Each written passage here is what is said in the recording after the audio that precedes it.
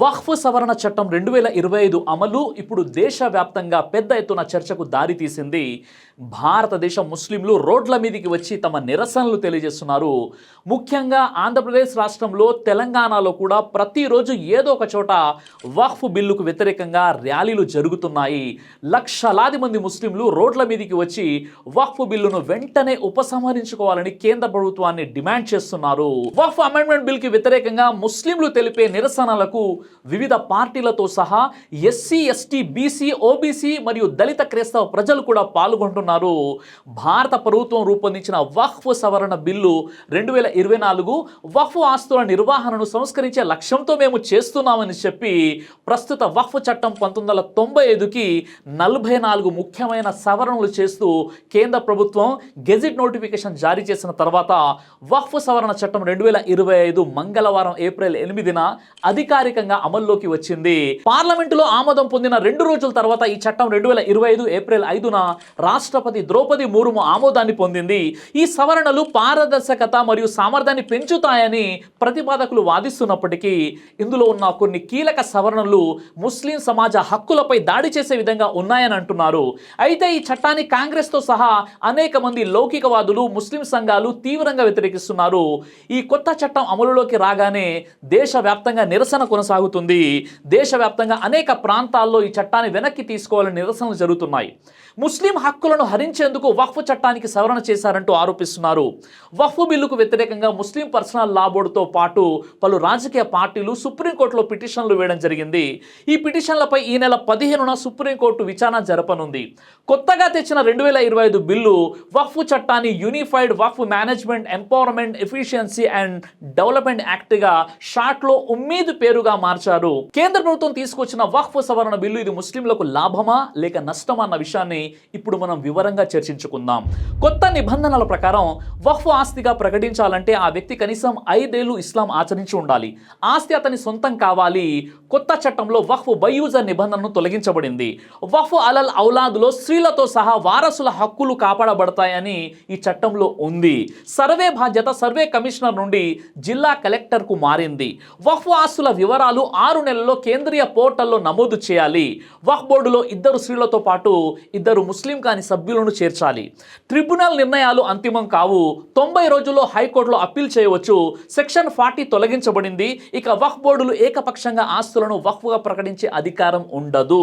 ఈ విధంగా కొన్ని అంశాలు ఆందోళన కలిగించే విధంగా ఉండడంతో దీనిని ముస్లింలు తీవ్రంగా వ్యతిరేకిస్తున్నారు. మొదటిది, ఈ చట్టం ద్వారా సెంట్రల్ వక్ఫ్ కౌన్సిల్ సభ్యుల్లో మొత్తం 22 మంది సభ్యులలో 2 నాన్ ముస్లిమ్స్ ఉండవచ్చు అని ఈ చట్టంలో ఉంది. రాష్ట్రాల వక్ఫ్ బోర్డులలో ఒక రాష్ట్ర వక్ఫ్ బోర్డులో 11 మంది ఉంటారు. అందులో 2 నాన్ ముస్లిమ్స్ ఉండాలని ఈ చట్టం చెబుతుంది. ఒక మతానికి సంబంధించిన ఆస్తుల మీద నిర్ణయాధికారం ఉండే వక్ఫ్ బోర్డులలో వేరే ఇతర మస్తులకు ఎలా చోటు ఇస్తారు? హిందూ టెంపుల్స్, క్రిస్టియన్ బోర్డులలో ముస్లింలకు స్థానం కల్పించరు కదా, మరి వక్ఫ్ బోర్డులలో ముస్లిమేతరులను ఎలా ఉంచుతారు? అది కూడా ముస్లిం సమాజానికి ఇష్టం లేకుండా. మరో విషయం ఏంటంటే వక్ఫ్ బోర్డులో స్త్రీలకు స్థానం కల్పించి ముస్లిం స్త్రీలకు పెద్ద ప్రయోజనం చేసినట్లు మాట్లాడుతున్నారు. మరి అలాంటప్పుడు పార్లమెంట్లో ఈ బిల్ గురించి మాట్లాడేందుకు బీజేపీ తరఫున ఒక్క ముస్లిం మహిళ కూడా ఎందుకు లేదు? ఒక్కసారి మీరు చెప్పండి. రెండవది, ఈ ఆస్తులపై సర్వే గతంలో కమిషనరు, అదనపు కమిషనర్లు నిర్వహించేవారు. ఇప్పుడు రెవెన్యూ చట్టాల ప్రకారం వాటిని నిర్వహించే అధికారం కలెక్టర్లకు అప్పగించారు. అంటే వివాదాస్పద వక్ఫ్ ఆస్తుల యాజమాన్యాన్ని నిర్ణయించే అధికారాన్ని జిల్లా కలెక్టర్లకు ఇవ్వడం జరిగింది. అంటే వివాదాస్పద వక్ఫ్ ఆస్తుల యాజమాన్యాన్ని నిర్ణయించే అధికారాన్ని జిల్లా కలెక్టర్లకు ఇవ్వడం జరిగింది. వక్ఫ్ బోర్డుల అధికార పరిధి నుంచి ప్రభుత్వం నియమించిన అధికారులకు బదలాయించడం అధికార దుర్వినియోగానికి, రాజకీయ జోక్యానికి దారితీస్తుందని ముస్లింలు భయపడుతున్నారు. ఎందుకంటే గతంలో ఒక ఆస్తి వక్ఫ్ బోర్డుకు సంబంధించిందో లేదో తెలుసుకోవడానికి విచారించే అధికారం స్వయంగా వక్ఫ్ బోర్డుకు ఉండేది. అప్పుడు కూడా వక్ఫ్ బోర్డు నిర్ణయం ఫైనల్ కాదు, ట్రిబ్యునల్లో సవాల్ చేయవచ్చు. ఇప్పుడు ఈ కొత్త చట్టంలో సెక్షన్ 40ని పూర్తిగా రద్దు చేసి ఆ నిర్ణయాధికారాన్ని జిల్లా కలెక్టర్ స్థాయి అధికారికి ఇచ్చారు. అంటే ఇప్పుడు నిర్ణయాధికారం ప్రభుత్వం తీసుకుంది అంటే ఇప్పుడు ప్రభుత్వం వాటిని దుర్వినియోగం చేయదా? నిర్ణయం తీసుకునే అధికారం కలెక్టర్కు ఇచ్చారు.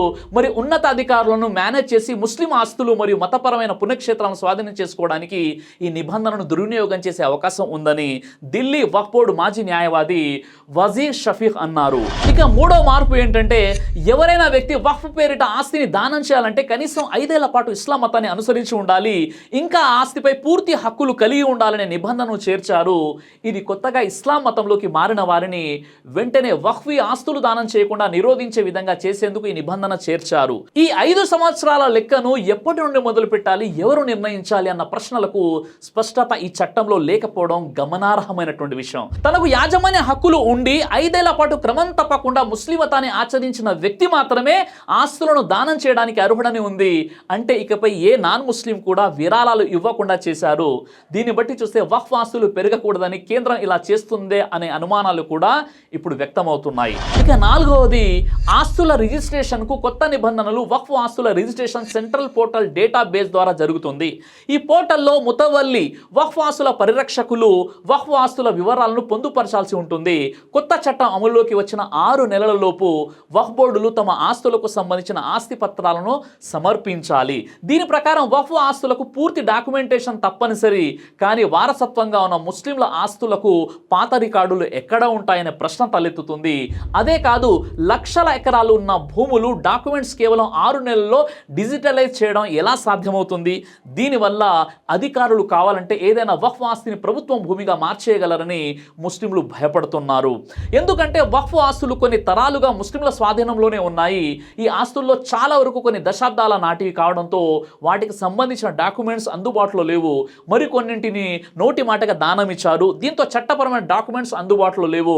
డాక్యుమెంట్స్ లేని ఆస్తులను వక్ఫ్ బై యూజర్ అంటే వినియోగించుకుంటున్న వ్యక్తి కేటగిరీ కిందికి వస్తాయని 1954 వక్ఫ్ చట్టం గుర్తించింది. ప్రస్తుత సవరణ బిల్లులో ఈ నిబంధనను తొలగిస్తున్నారు. దీంతో ఈ ఆస్తులు ఏమవుతాయనేది తెలియదు. ఐదవది, కొత్త బిల్లుతో వక్ఫ్ చట్టంలోని లిమిటేషన్ యాక్ట్ నిబంధనలు అమలు చేయాల్సిన అవసరం లేదు. అంటే వక్ఫ్ భూమిని ఆక్రమించుకొని 12 ఏళ్లుగా అనుభవిస్తున్న వ్యక్తులు ఈ సవరణతో ఆ భూమికి యజమానులుగా మారుతారు. దీనికోసం 1995 చట్టంలో ఉన్న సెక్షన్ 107ను తొలగించడం జరిగింది. 1963 లిమిటేషన్ యాక్ట్ ప్రకారం వ్యక్తికి ఆస్తి మీద హక్కులు వస్తాయి. కానీ వక్ఫ్ 1995 చట్టంలో సెక్షన్ 107 చేర్చడం ద్వారా వక్ఫ్ ఆస్తులకు ఈ లిమిటేషన్ యాక్ట్ వర్తించదు. అంటే వక్ఫ్ ఆస్తిని ఎవరైనా ఒక 12 ఏళ్ళు వాడుకుంటే వక్ఫ్ బోర్డుకే పూర్తి హక్కులు ఉంటాయి. Once A Waqf always a వక్ఫ్, అంటే ఒకసారి వక్ఫ్ అయితే ఎప్పటికీ వక్ఫ్ గానే ఉంటుంది. ఇప్పుడు ఈ సెక్షన్ ను పూర్తిగా రద్దు చేసేశారు. అంటే కబ్జా చేసిన వాళ్ళ కోసం ఈ చట్టం రక్షణ కల్పిస్తుంది కదా. దీంతో రాష్ట్రాల్లో ఆక్రమణలకు గురైన వేలాది ఎకరాలకు అక్రమదారులే యజమానులు అవుతారు. ఇక ఆరవది, ఇక మీదట వక్ఫ్ ట్రిబ్యునల్లో జిల్లా జడ్జితో పాటు రాష్ట్ర ప్రభుత్వంలో ఉండే జాయింట్ సెక్రటరీ కూడా ఉంటాడు. ఇప్పటి వరకు వక్ఫ్ ఆస్తుల నిర్వహణకు కేంద్ర స్థాయిలో వక్ఫ్ సెంట్రల్ బోర్డు ఉంది, వక్ఫ్ కౌన్సిల్ ఉంది, రాష్ట్రాల్లో వక్ఫ్ బోర్డులు ఉన్నాయి. అదే హిందూ ఆలయ భూముల నిర్వహణ విషయంలో ఆ రాష్ట్ర ప్రభుత్వాలకి అధికారం ఉంటుంది. అంటే ఉదాహరణకి ఆంధ్రప్రదేశ్లోని టీటీడీపై కేంద్రానికి ఎలాంటి అధికారం ఉండదు. స్వతంత్రంగా నడుస్తున్న ఒక సంస్థ, ఆంధ్రప్రదేశ్ గవర్నమెంట్ ఆధ్వర్యంలో అది నడుస్తుంది. కానీ వక్ఫ్ బోర్డు విషయంలో అలా ఉండదు. ఇందులో రాష్ట్రాలకు ఎలాంటి హక్కులు ఉండవు. డైరెక్ట్ కేంద్రానికి వక్ఫ్ బోర్డు మీద పూర్తి హక్కులు ఉంటాయి. వక్ఫ్ ఆస్తులు పూర్తిగా కేంద్రం ఆధీనంలో ఉంటే వక్ఫ్ ఆస్తులు ప్రమాదంలో పడినట్లే అని ఇప్పుడు ముస్లింలు ఆందోళన చెందుతున్నారు. అంతేకాదు, రాష్ట్ర వక్ఫ్ బోర్డుకు CEO నియమించాల్సిన అవసరం ఉంటుంది. గతంలో ఇది తప్పనిసరిగా ముస్లిం అధికారిగా ఉండాలని నిబంధన ఉండేది. ఇప్పుడు ఈ నిబంధన తొలగించి ఏ మతస్థుడైనా ఈ పదవిని చేపట్టవచ్చని చట్టం చెబుతుంది. హిందూ దేవాలయాల ఆస్తుల నిర్వహణలో కూడా హిందూయేతర మతస్థులను కూడా ఈ బీజేపీ కల్పిస్తుందా? ముస్లింల విశ్వాసాలు, సంస్కృతి, చరిత్ర, నిబంధనల పట్ల అవగాహన లేని వ్యక్తి ఈ పదవిలో ఉంటే సమస్యలు తలెత్తే ప్రమాదం ఉంది. ఇదే సమయంలో హిందూ దేవాలయాల బోర్డు CEO పదవుల్లో హిందువులే ఉన్నారు కదా. ఇది సమానత్వపు సూత్రాలకు వ్యతిరేకం కాదా? భారత ప్రభుత్వం అధికారిక లెక్కల ప్రకారం దేశవ్యాప్తంగా 9,40,000 ఎకరాలకు పైగా వక్ఫ్ ఆస్తులు ఉన్నాయి. వాటిలో అనేక పట్టణాల్లో విలువైన స్థలాలుగా ఉన్నాయి. ఈ ఆస్తుల నిర్వహణలో అవినీతి, అక్రమణలు తరచు జరుగుతూనే ఉన్నాయి. ఈ సమస్యలకు పరిష్కారం ముస్లింలే నాయకత్వం వహించే బోర్డులను బలోపేతం చేయడం ద్వారా సాధ్యమవుతుంది. దానికి బదులుగా ముస్లిమేతల చేతుల్లో అధికారాన్ని ఉంచడం అసంబద్ధం. దీనివల్ల భవిష్యత్తులో ముస్లిం సమాజం తమ ఆస్తుల నియంత్రణ కోల్పోయే ప్రమాదం ఉంది. కేంద్ర ప్రభుత్వం అమలు చేసిన ఈ వక్ఫ్ సవరణ బిల్లు విషయంలో కొంతమంది హిందువులు హర్షం వ్యక్తం చేస్తున్నారు. ఇలా ఎందుకు జరిగిందంటే, వక్ఫ్ బోర్డు గురించి ముస్లిమేతరుల్లో ఎంత విష ప్రచారాలు చేశారంటే, ఈ వక్ఫ్ బోర్డులో సవరణలు చేయకుండా ఇలాగే ఉంచితే వీళ్ళు ఈ పార్లమెంట్ బిల్డింగ్ కూడా వక్ఫ్ ప్రాపర్టీ అని క్లెయిమ్ చేసే ప్రమాదం ఉంది. అంతేకాదు, తమిళనాడులో ఏకంగా ఒక గ్రామం పూర్తిగా వక్ఫ్ చేసిందని అన్నారు. అందుకే ఇప్పుడు ఈ సవరణలో అవసరం అని పార్లమెంట్ చర్చల్లో బీజేపీ నేతలు అన్నారు. అయితే తమిళనాడులో వక్ఫ్ ప్రాపర్టీ విషయంలో శాంతి చర్చలు జరిగాయి, గొడవ సద్దుమునిగింది. కానీ ఈ విషయం బయటకు రానివ్వకుండా వక్ఫ్గా క్లెయిమ్ చేసుకున్న విషయం ఒకటే దేశవ్యాప్తంగా ప్రచారం చేశారు. అసలు అక్కడ ఏం జరిగిందంటే, తమిళనాడు తిరుచిలోని శ్రీరంగం నియోజకవర్గంలో ఉన్న తిరుచెంతూరై గ్రామాన్ని కేంద్ర మైనార్టీ వ్యవహారాల శాఖ మంత్రి కిరణ్ రిజిజు పార్లమెంటులో ప్రస్తావించారు. రిజిజు తన ప్రసంగంలో తిరుచెంతూరై గ్రామంలో అనేక ఎకరాల భూమి వక్ఫ్ బోర్డుకు చెందినదిగా ప్రకటించబడింది. కాబట్టి వక్ఫ్ బోర్డులో సవరణలు చేయనట్లయితే ప్రతిదీ వక్ఫ్ ప్రాపర్టీ అంటారు, అందుకే వక్ఫ్ ఈ సవరణలు తప్పనిసరి అని అన్నాడు. అయితే వాస్తవానికి తమిళనాడు తిరుచిలోని వక్ఫ్ భూమి అని ప్రకటించినప్పటికీ వారి మధ్య వివాదం సద్దుమణిగింది. ఈ భూమి ప్రజలు అందరూ వాడుకోవచ్చని తీర్పు వచ్చింది, కానీ ఇది ప్రచారం కాలేదు. తమిళనాడు తిరుచి సమీపంలో కావేరి నది దక్షిణ ఒడ్డున ఉన్న తిరుచెంతూరై గ్రామాన్ని వక్ఫ్ బోర్డు గ్రామం మొత్తం తమదేనంటూ ప్రకటించడం జరిగింది. ఈ గ్రామంలో మానేంద్యవల్లి సమేత చంద్రశేఖర స్వామి ఆలయం ఉంది. చారిత్రక ఆధారాల ప్రకారం ఈ ఆలయం 1500 సంవత్సరాల పురాతనమైనది. తిరుచెంతూరై గ్రామం చుట్టుప్రక్కల ఈ ఆలయం 369 ఎకరాల ఆస్తిని కలిగి ఉంది. ఈ గ్రామంలో హిందువులు మరియు ముస్లింలు ఇద్దరు సామరస్యంగా నివసిస్తున్నారు. సెప్టెంబర్ 2022లో ఆ గ్రామానికి చెందిన ఒక హిందూ వ్యక్తి తన కుమార్తె వివాహం కోసం తన భూమిని అమ్మడానికి ప్రయత్నించాడు. అతను డీడ్ కార్యాలయానికి వెళ్ళినప్పుడు చెన్నైలోని తమిళనాడు వక్ఫ్ బోర్డు కార్యాలయం నుండి నిరభ్యంతర ధృవీకరణ పత్రం అంటే నో అబ్జెక్షన్ సర్టిఫికేట్ తీసుకురావని అన్నారు. ఈ విధంగా మొత్తం 389 ఎకరాల భూమి వక్ఫ్ బోర్డుకు చెందిందని గ్రామస్తులు నిరసన చేయడం మొదలుపెట్టారు. స్థానికులు మరియు వక్ఫ్ బోర్డు అధికారుల మధ్య జరిగిన శాంతి చర్చ తరువాత తిరుచెంతూరై గ్రామంలో భూమిని కొనడం మరియు అమ్మడంపై ఎటువంటి పరిమితి లేదని జిల్లా కలెక్టర్ అన్నారు. కానీ ఈ విషయం ఎంతమందికి తెలుసు అంటే, ఎప్పుడైనా చెడు వ్యాపించినంతగా మంచి వ్యాపించదు కదా. ప్రభుత్వ డేటా ప్రకారం ఇండియా వక్ఫ్ బోర్డు పరిధిలో 9,40,000 ఎకరాల భూములు ఉన్నాయి. అయితే వీటిని రక్షించడానికి పేద ముస్లిం ప్రజలకు వీటి ద్వారా వచ్చే ఆదాయం అందజేయాలని, ఇంకా అక్రమాల నుండి వక్ఫ్ ఆస్తులను కాపాడడానికి వక్ఫ్ బోర్డులో పారదర్శకత పెంచడానికి మార్పులు తెచ్చామని కేంద్ర ప్రభుత్వం అయితే చెబుతుంది. మరి హిందూ దేవాలయాల విషయంలో పారదర్శకత అవసరం లేదా అండి?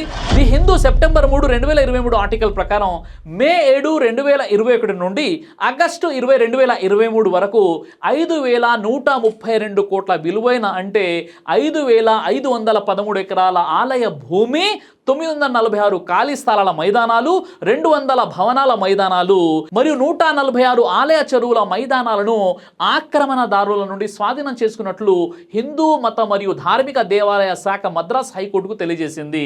దీని ద్వారా అర్థమయ్యే విషయం ఏంటంటే, హిందూ దేవాలయ బోర్డులలో కూడా ఆక్రమణలు జరుగుతున్నాయి కదా, మరి అందులో ముస్లిం వ్యక్తులను చేర్చి ఆస్తులను కాపాడడానికి చర్యలు తీసుకుంటారా? ఇంకా ఇండియాలో కేవలం 4 రాష్ట్రాల్లోనే 10 లక్షల ఎకరాల హిందూ దేవాలయాల ప్రాపర్టీస్ ఉన్నాయి.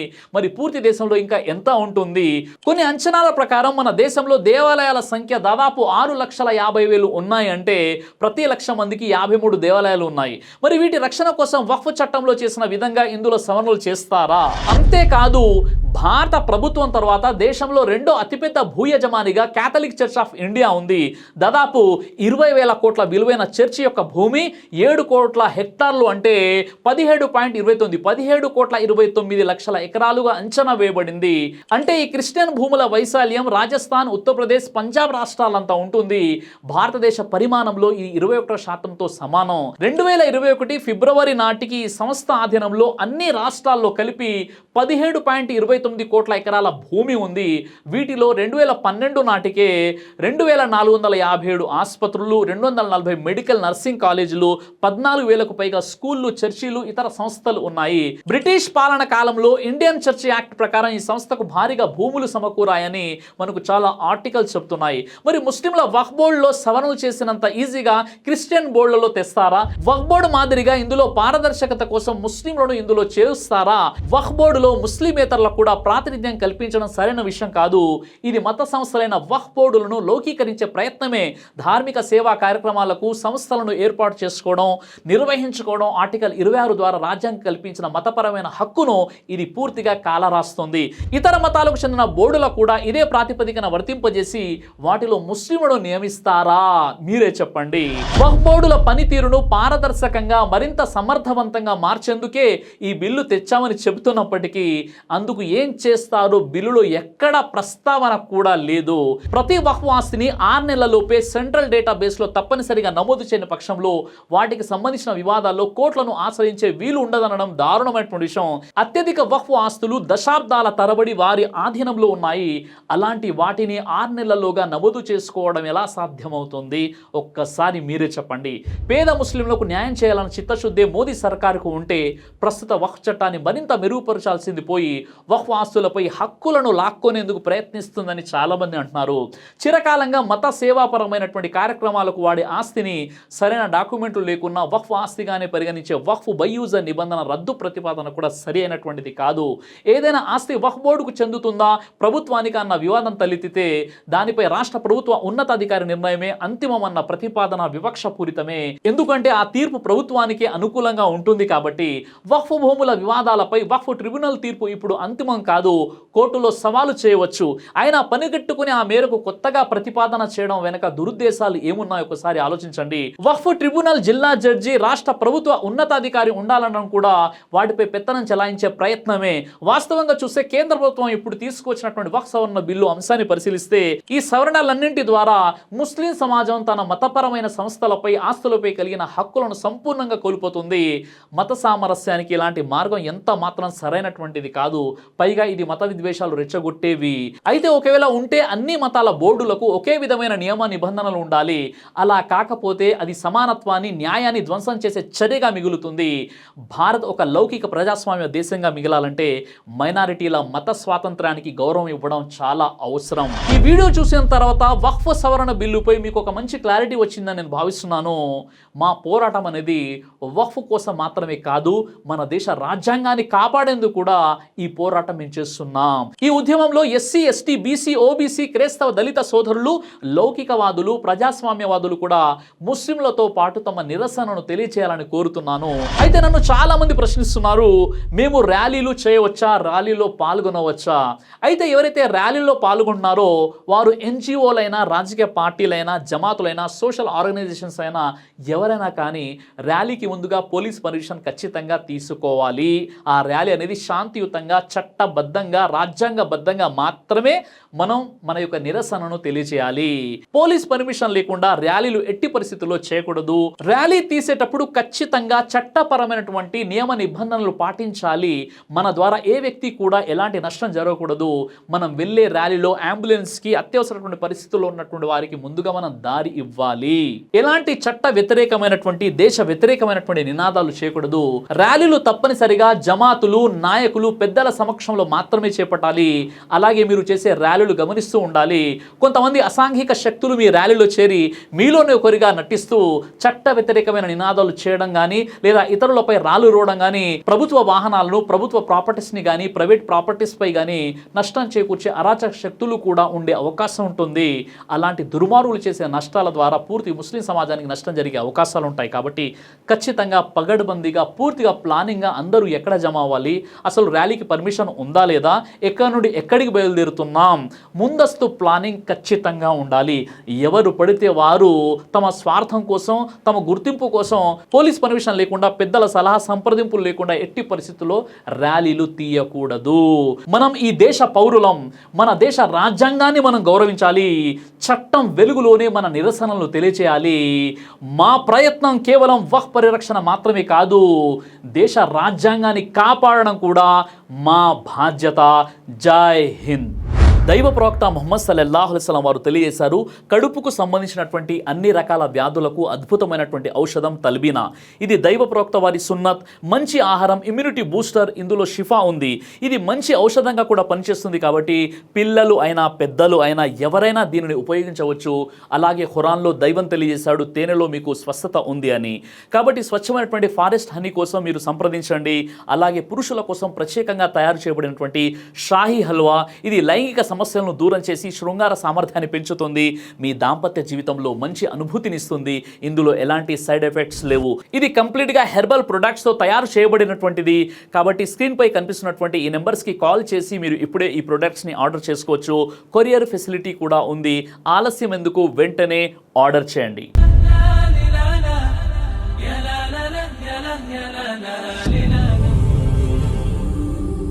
బ్రదర్ సిరాజ్ అని యూట్యూబ్ ఛానల్ని మీరు సబ్స్క్రైబ్ చేసినట్లయితే ఇన్షాల్లా దేవచిత్తం అయితే మీకు వీడియోస్ వస్తుంటాయి. అదేవిధంగా బ్రదర్ సిరాజ్ అనేటటువంటి ఫేస్బుక్ని కూడా లైక్ చేయడం వల్ల మీకు వీడియోస్ వస్తుంటాయి.